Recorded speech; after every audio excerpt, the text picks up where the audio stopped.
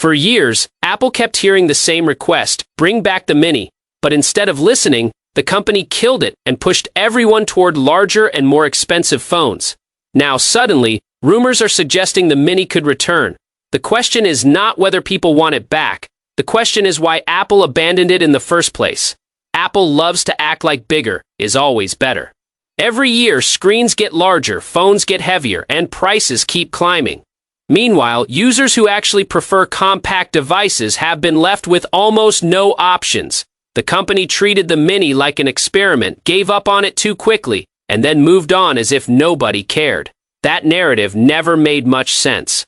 The iPhone Mini was not unpopular because people hated small phones. Many users absolutely loved it. It was easy to carry, comfortable to hold, and one of the few smartphones you could actually use with one hand.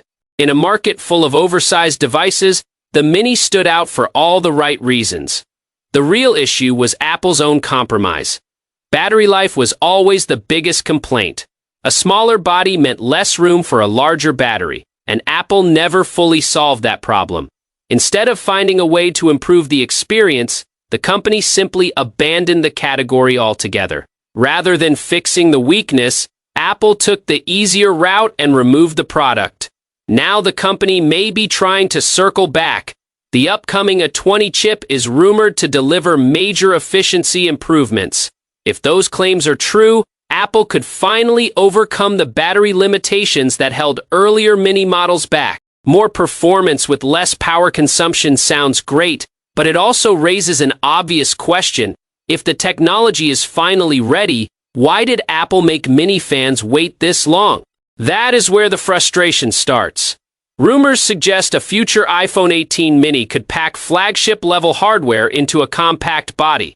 Features like a 120Hz display, Apple Intelligence, better cameras, a smaller dynamic island, and the A20 chip are all being discussed. On paper, it sounds impressive. But let's be honest, these are features that many users should have gotten years ago. Instead of improving the Mini line, Apple pushed customers toward larger Pro models with premium features locked behind higher prices. The strategy was clear. If you wanted the best experience, you had to buy the bigger and more expensive phone. Now, Apple may be preparing to market the return of the Mini as some groundbreaking innovation, when in reality, it would simply be correcting a mistake. The rumored launch window points to September 2026, alongside the iPhone 18 lineup, with a possible starting price around $799.